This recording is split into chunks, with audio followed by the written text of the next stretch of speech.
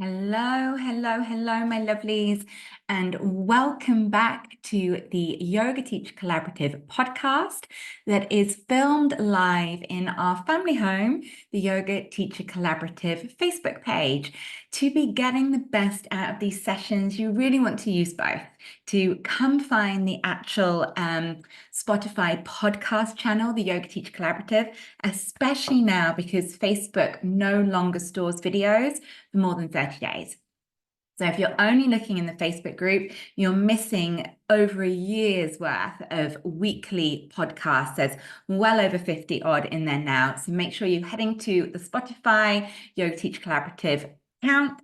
And then if you're just listening on the podcast, make sure you come into the Facebook group because that's where you really get to ask questions, receive support on anything that you need to help you in your journey as a yoga teacher, because that is all that we are about: support, guidance, cheerleading in every aspect of teaching yoga.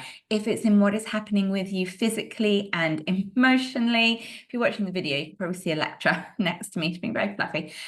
Sorry, distracted by the cat as per usual.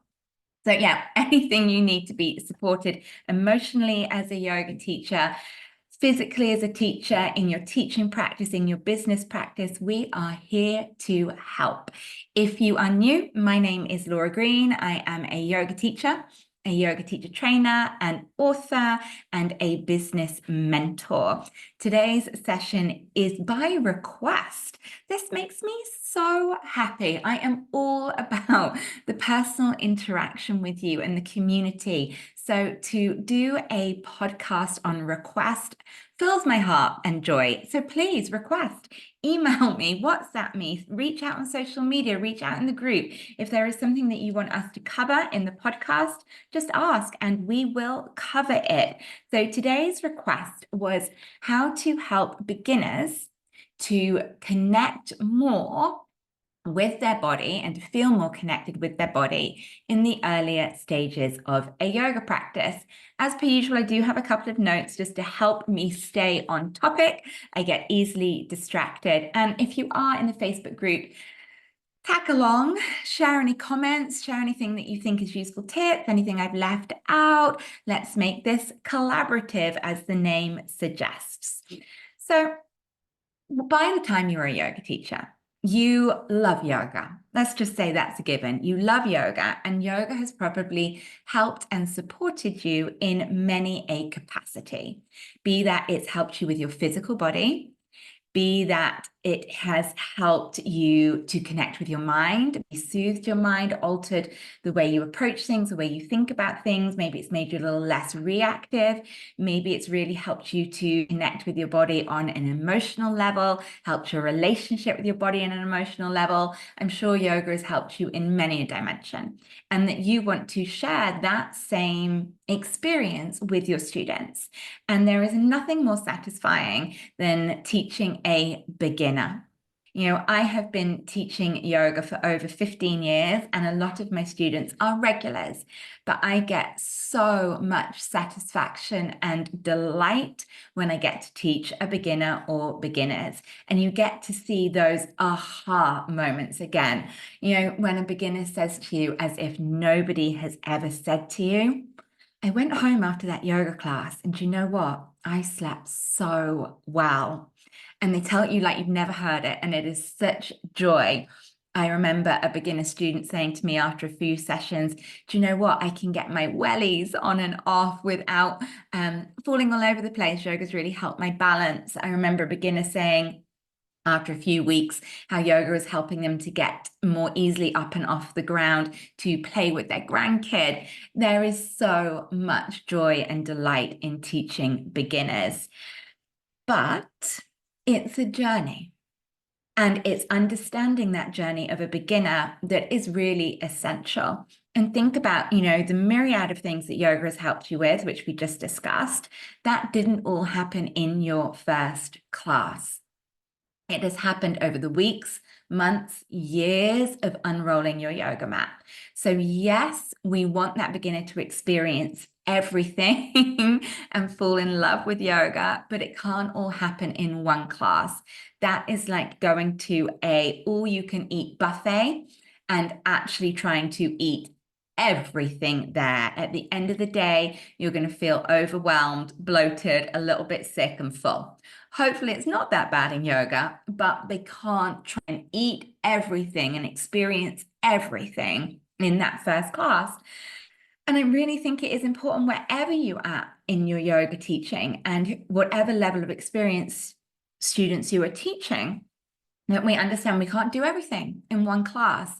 You know, it's okay to think not of your student's journey as this one class, but your student's journey with you over a month, then over a season, then over a year. Okay, in this month of yoga, we're just coming into summer. Summer is busy. What would I like to teach and my students to experience in June in this month?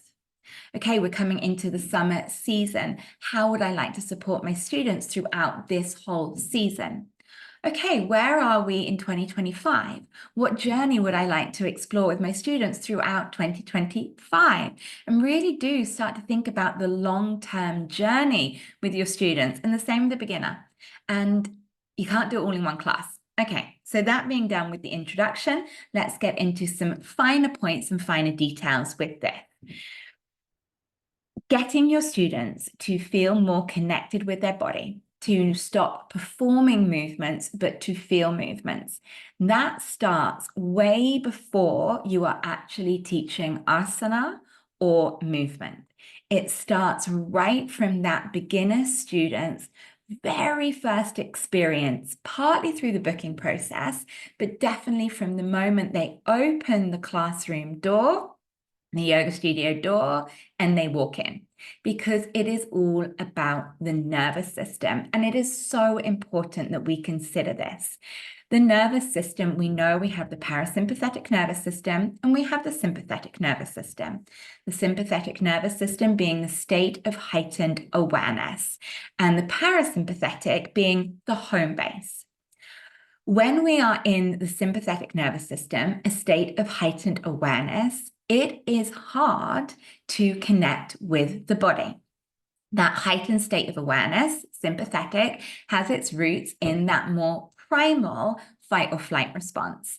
And in that moment, yes, there's adrenaline and cortisol running through the body, but there's also a lot of disassociation with how the body feels. Think about when people hurt themselves when they are maybe in a fight. I hope you've never experienced that. Or in an accident, let's stick with an accident. You might not actually feel the pain in the moment because you have adrenaline and cortisol running through your body, and we disassociate. It's only when you've come out of that state of heightened awareness that sometimes people feel or experience the pain or the trauma. So disassociating with physically feeling the body is a part of the sympathetic nervous system. What has that got to do with someone coming to a yoga class? Because you wouldn't think a yoga class is stressful. Well, doing anything new for the first time does, for most people, have a sympathetic nervous system response, a state of heightened awareness. And that is understandable. Your body is going to protect itself. It knows it's safe staying at home watching Netflix for the evening, but hey, I've got to drive to a new place I've never been. Is there parking? I've got to find the place. Getting lost, one of my fears, and I hate not knowing where I'm going to park. So that already puts me in a slight heightened state of awareness. Do I know where I'm parking? Am I going to get lost? And then I've got to walk into a room full of strangers that might judge me, that I might not feel like I fit in. I might say or do the wrong thing. I might not understand the etiquette. I might have seen a representation of yoga on social media and be worried that I don't fit in with that. So all of that is going to put a large percentage of people into a sympathetic nervous system response the first time they go to yoga. Then layer on top of that, do they have injuries? Are they coming because maybe they've got sciatica and their doctors recommended it. And then that's going to increase that heightened state of awareness. When we're in a heightened state of awareness, we disassociate from physically feeling our body. So no wonder that it's hard to begin with to get beginners to feel their body. But the way you greet someone as they come new to your class can help to downregulate the nervous system, move them from sympathetic towards parasympathetic. Then when someone is in parasympathetic, home base, then they're going to be more able to slowly reconnect with the body, no longer disassociate from feeling, and notice the sensations in their body. So I would love to take you back to the basics, because it doesn't matter what we do in the teaching of the asana if we haven't got these basics right. So let's just go back on the basics. Sorry if you can hear background noise, my cat is playing with the spring. So co-regulation, that is when your nervous system co-regulates with somebody else and can either down-regulate or up-regulate. So if you are in a heightened state of awareness, it's very hard for you to use your nervous system to support a new student to down-regulate. So always making sure to the best of your ability that before teaching, you take a couple of moments of diaphragmatic belly breathing, maybe the Brahmari breath, to down-regulate your nervous system.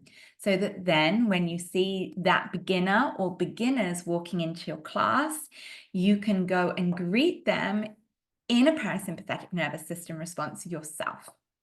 And then simple social cues help to downregulate a nervous system. A smile. Yes, it's nice, it's polite, it's engaging to smile at someone when you first meet them and to make warm, gentle eye contact. But this isn't just about manners. This is co-regulation. A smile and a warm, gentle eye contact is one of the ways through social cues that our nervous systems co-regulate. So when there's a beginner coming in, making sure that you go over, you smile, you make gentle eye contact, and that you introduce yourself by name. This is a common missed trick because you think that person has been on your website, they probably know your name. Often yoga teachers don't introduce themselves, and that starts to already make a hierarchy. So say, hello, my name is Laura. I'm so delighted that you've come here today. Ideally, I recommend that you know your beginner student's name before they walk into the door. That is easy to manage if you have like a drop-in classes, a group class, and there's just a few beginners coming for their first class. You've seen the booking come in. That beginners don't walk in en masse, okay? But maybe it's week one of a beginner's course, so then we're going to have to be different about that. But still have a look over the names that will help you remember them. So ideally, hi, my name's Laura. You must be Jenny. Thank you for coming. Or, hello, my name's Laura. Welcome to class. Thank you for coming. What is your name?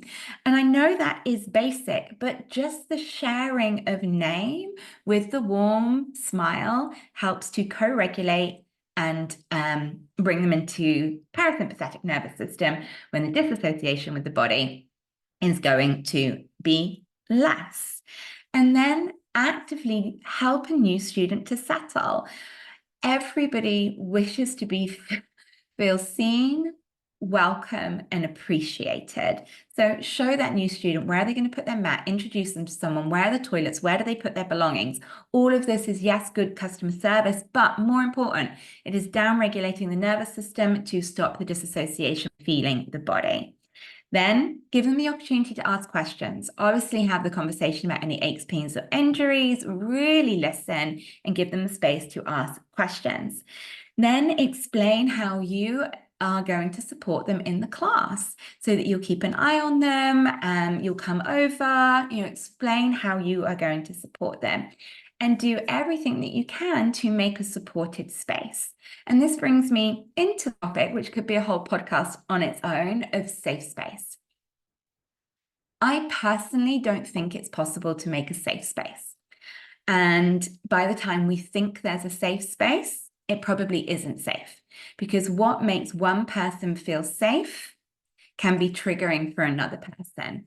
Take, for instance, locking a door. Locking the front door to a venue could make some of your students feel safe, that their belongings are safe, and no one from outside is going to come in and disturb their practice when they're relaxing. But equally, someone in that class, the idea of locking the door could make them feel very unsafe because they can't quickly exit if they need to. We can't create safe spaces because what is safe for one isn't safe for another. But we can do our best to create supported spaces, to introduce, to give time, to have questions, to explain the setup. So this is all very, very important to settle the nervous system. Someone in sympathetic is going to struggle as a beginner to connect with their body because sympathetic nervous system includes disassociating from feeling the body. So think about that process at the beginning. Next up, and this is still before we even teach asana, expectations. Can you remember your expectations of yoga, of a yoga class, the first time you went in? Yoga is very different to what a complete beginner might have experienced or thought. Yoga mindset, the idea of doing less, of simplicity, of listening to the body, of non-competitiveness, non-competitive with ourselves, non-competitive with others, the lack of the no pain, no gain. People might not be expecting that. People aren't aware of a yoga mindset. So explaining to someone who maybe comes in with the sports mindset, the gym mindset, they think they're coming to an exercise class. So therefore, they're going to push themselves hard. They're going to try and do their best. And they're going to judge themselves if they don't feel good at it. All of those things will stop someone being able to feel their body. So we can't expect that they slowly get with it. Explain. Okay, so welcome to yoga. I'm really delighted you're here, and have this one-to-one if it's a couple of new beginners or collectively to the class at a beginner's course. In yoga, the mindset can be a little different to what you might expect at, say, an exercise class or in a business capacity. This isn't about giving 100%. I don't need you to give 100%. It's not about how you perform a movement, but how you feel it. And actually, if you back off to, a little bit less effort, say 60%, that's ideal in yoga. Someone's not going to know that unless you explain it. And explain, I do to all my beginners, you're likely to be confused today. And that is exciting. When you're confused, it means you're learning something new, doing something new to you. If you came in here and it wasn't remotely confusing and you already knew how to do it all, well, what were we going to learn? So just explaining that, especially in a mixed level class, help them hook into one thing. So today you might find it a little confusing. We cover a lot in yoga. We're moving the whole body at the same time. We're even telling you how to breathe. But just for today, focus on doing a little less, maybe taking moments to pause and leave things out, and focus on your feet. Okay, so just don't worry about if your knees are right, if your arms are in the right position, if you're breathing at the right time. Just look at the feet position, especially in the standing poses, and try and focus on the feet. Just give them one thing, because yoga is confusing. If someone at the beginning, if someone is confused, they're not going to be able to drop in and feel their body.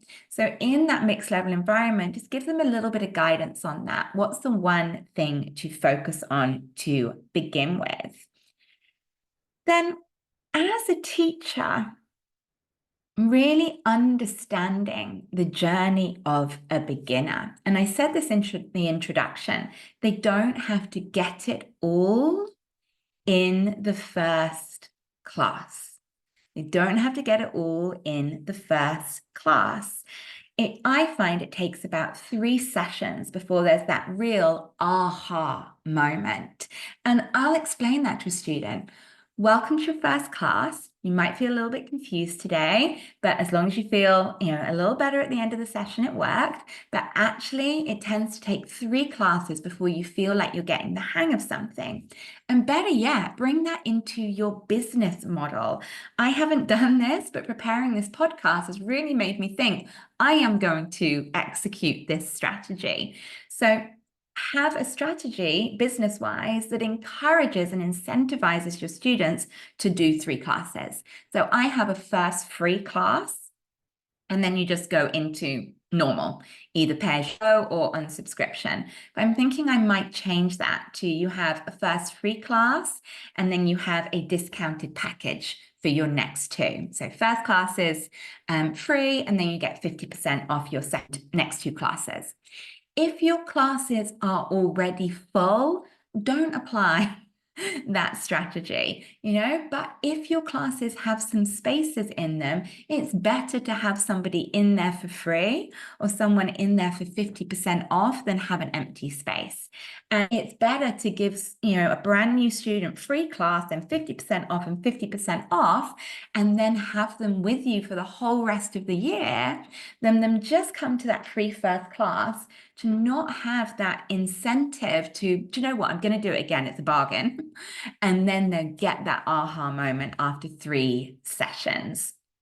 And you see this with lots of other businesses. I think like some of the meal delivery services like Gusto and things, I think they do that. I think they do like your first box half price and then a sliding scale discount of your second 2 boxes. If you see big companies doing a strategy like that, it's because it works. They put the money into testing these things. Anyway, that was a side note. But understand that journey from a beginner. And the layer of the lens of the Koshas really, really helps me understand this. And it served me a lot as a teacher. So the Koshas are the layers of self.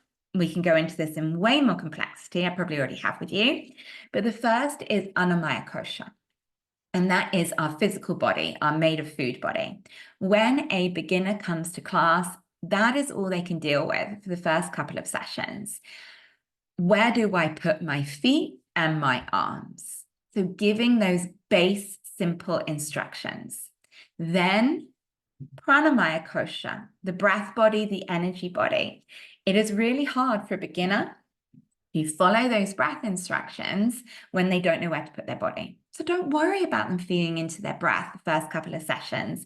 If you're running a beginner's course, just remind people to breathe, but say, week 3, then start really integrating the breath with movement. And then we have Manomaya Kosha, the mind, the emotional self. We know how emotionally healing yoga is, but a beginner doesn't come looking for that straight away, always. Some do, but not always. And that's okay. That's maybe into their first month that they start to feel the emotional shifts with it. And then there's Vijnana Maya Kosha, the witness self, and then Ananda Maya Kosha, the bliss body. But it's more those first 3. The physical body, the breath body, and then the mind emotional body, knowing that doesn't all happen in session 1. So then when it comes to actually instructing asana, especially in a mixed level class, I train my trainees to break their verbal cues down into primary cues and secondary cues. And this primary cues is about the basic template of a shape. I am 100% a yoga teacher that loves personalization, that loves students looking to their bodies, to adapting poses to suit their bodies. I don't believe yoga poses have alignment. I think human bodies have alignment, and we should alter the yoga pose to fit the alignment of the human body rather than fitting the human body like it's squished into badly fitting shoes. But personalization and listening to the body is too much to give a beginner at the beginning. They need to learn how to color inside of the lines of a template before later knowing that they can color outside of the lines or rip up the template and draw their own. But to begin with, you actually have to give some fairly clear primary cues, maybe with one choice. So plank, coming into plank, kneeling plank, knees down or legs straight.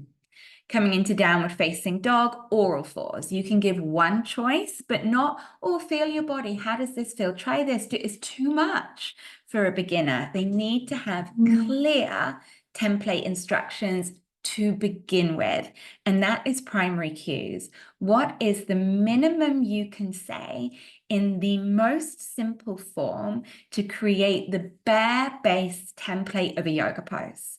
As simple as possible, and say it as simply as possible. All fours, hands under the shoulders, knees under the hips. All fours, come to a tabletop position. The most basic instructions. And then when they are in that base template, leave them a beat. Let them just be in the basic template and feel it. Then, after a breath or two, you can introduce secondary cues. Okay, how does it feel if you take the foot a little wider or bring it a little narrower? How does it feel if you extend out through your arms and reach beyond your fingertips? They are secondary cues, but we cannot come into how does that feel? What's it like if you do this until they're happy in the basic primary shape of something. So again, this is something I actually am quite strict on with my trainees. Primary cues, clear, succinct, the minimum you can say to create the base template of a shape. Then pause. Let people catch their breath, be in it, let their mind come into it. Then secondary cues is where personalization, refinement, further information comes. Ask, don't tell. Ask, don't tell. So we can be very good at saying, this is a stretch for your hamstrings. Pigeon pose, this is a stretch for your outer hip and glutes. As soon as we tell,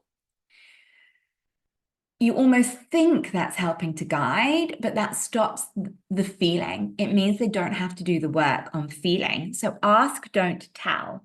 Where do you feel this? And then develop that on a little further. How would you describe the feeling? Is it a warm feeling, a dull feeling? Is it the feeling across a broad area or a narrow area? Mix this language up. So ask, don't tell. And again, we know a lot of the time in yoga, questions are rhetorical. They know not to answer, but we're going to look at that in a moment. But try ask, don't tell, or just adjust the language. I feel this in my outer hip. What about you? Where do you feel this? What's your experience? How would you describe this? So ask, don't tell, or blend the two. Then a real wonderful trick for helping beginners to feel more into their poses, you have to give them time to land there, time to check in. And time can be length of time in a pose, but obviously length of time in the pose can also be tiring for a beginner. And attention span needs to be developed. So instead, repeating poses. This is one of the best tricks. In a mixed level class, in a beginner's class, it works everywhere. Repeat a pose. Who said you only had to do tree pose once? Who said you only did warrior two once on each side? You can repeat poses. The first time they take the primary cues. The second time they take the secondary cues. Or the first time you give all the cues. Second time, okay, we're just going to be in the pose, notice and observe the experience we're having. Okay. Then ask open questions, especially in a beginner's course environment or any course environment. Yoga is so rhetorical around questions. So even when we ask, people don't answer. But ask open questions when appropriate. We did a session on the podcast within the last 6 weeks or so on the power of circle holding. In a class, go back and listen to that about how the power of having more dialogue in a class, because then it opens our perspective as a teacher and as someone that experiences. So maybe you're doing a beginner's class focused on hip-related asanas, and maybe you go through internal, external, front of the hip, back of the hip, and at each point you could have a little pause. Okay, hands up, and that can be a really non-confrontational way to do this. Hands up, who felt that as a stretch in the back of their thigh, their hamstrings? Okay. Hands up, who didn't feel a stretch? Hands up, who felt it somewhere else in the body? And a hands up is meaning someone doesn't have to speak. then that can be nice. That is that supported space. And then after the hands up, you could say, okay, would anybody like to expand on that? Okay. And then you as a teacher will start to realize that not everyone feels everything the same as you do. And then your students will start to notice, I didn't feel that. Okay, I'm going to listen a little bit more. Or I felt something different. Maybe it's not in a group spoken situation, but maybe this is more courses, I'm thinking. Maybe in a beginner's course on one session, everyone gets post-it notes and a pen. And there's a few words like soft, strong, gentle, pointed, expansive, or maybe there's a number system, or maybe there's just open, and at certain points in the class, you cue them to put 1 or 2 words on that post-it note about what they felt. And you could take that, what you felt writing on the post-it note, or in a circle environment, through the koshas. Okay, so in this pose, I'd like you to notice what you feel physically. And then you could expand on that as what's the most obvious physical feeling you have? So say a hamstring stretch or a twist. What's the first physical feeling you notice? Oh, okay, I feel a stretch in my hamstrings. All right. Now put that to one side. What other physical sensations are you feeling? That is a great way to take someone a layer deeper into feeling their body, because we go, oh, I feel a hamstring stretch. There's a whole load of other things to feel. You can feel the clothes on your body. You might be able to feel, yes, a hamstring, but a sensation of muscles engaged in your feet. So I can go, yes, that's the number 1 sensation. What's your number 2 sensation? Okay, what's the number 3 sensation? What's subtler than that? Can you feel the air on your skin? So take them through the layers of feeling. And again, that might just be mentally in their mind, could be in a circle situation, could just be on a post-it note. So again, level 1, what do you feel in the physical body? And take them through a refinement of that. Maybe later in the class or the next week, it comes back and it's pranamaya kosha. Okay, what do you feel in your breath right now? Is it smooth? Is it deep? You kick people off. Where do you feel your breath? Do you feel, if it's a side bend, are you feeling it in the side body? Okay, so you felt it in the side body. Now where else do you feel it? Again, this could be in the mind, it could be on a post-it note, it could be on a circle. Another pose, or week 3 of the course, Manamaya Kosha. Notice your thoughts, notice your feelings, notice your emotions. Be careful with this one, of course, be sensitive. And same, circle in the mind on a journal. Name one emotion that came up for you during this class. And then give some really sort of surface level examples. They know they don't have to go say, name one feeling or emotion you felt during this class, and give something that helps them know it's okay, that's not always positive. Bored. It's okay if at a point in this class you felt bored. You know, it's about expanding our what's the word? Attention span. Was there a point in this class where you felt silly? Was there a point in this class where you felt confused?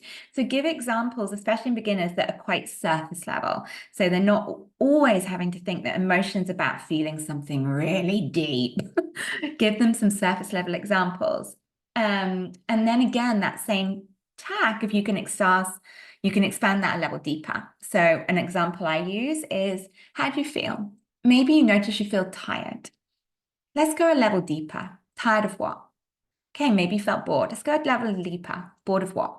Okay, so that's how you can bring people a level deeper into that sense of feeling. So you can just stick within those first 3 koshas. You could have that in one class. You could have that over a series. You could have that over a course. Again, it could be in the mind. It could be in a discussion, or it could be in a post-it journal. I love the post-it note idea because I think it gets people to actually do the work a little deeper. Okay, so that's the asking open questions. And then lastly, to just being open to your students to have conversations with you. I always say at the end of class, if you have any questions, please come up and ask. And if I've got a brand new beginner, always say when I welcome them, please don't rush off at the end. I will come in and check in with you. And then you can ask, How did you feel in class today? What did you feel? What did you notice? And just you asking is going to help bring them on that journey through feeling. Okay, so I hope this was helpful.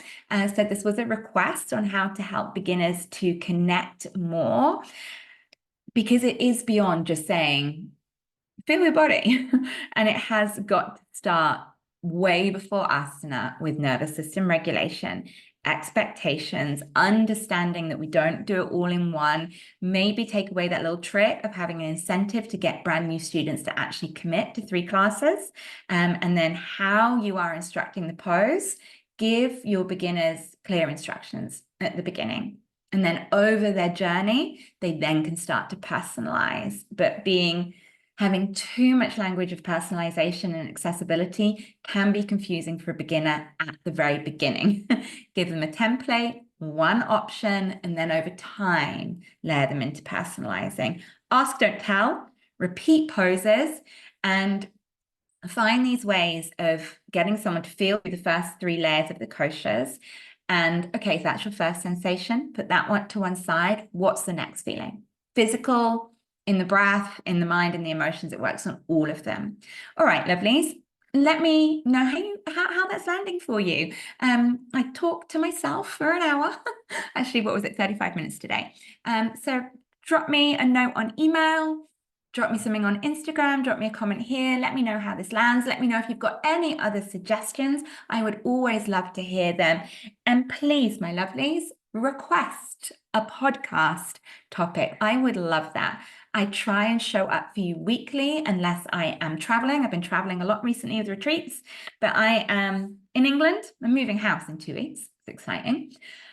I'm in England now all summer. So that'll be a week-long one. Oh, actually, next Friday I'm teaching a retreat. But hey, soon I'm not going anywhere. I'm going to be in England the whole time. So give me some suggestions. What can we cover over? Who would you like to see? Who do you want me to interview? All right. Bye for now. Happy Friday the 13th. It is not unlucky. It is the day of wonderful feminine power. Friday is Venus Day. 13 is number connected with the feminine. 13 moons, 13 menstrual cycles, 13 bones in the pelvis. Happy Friday the 13th. Bye for now.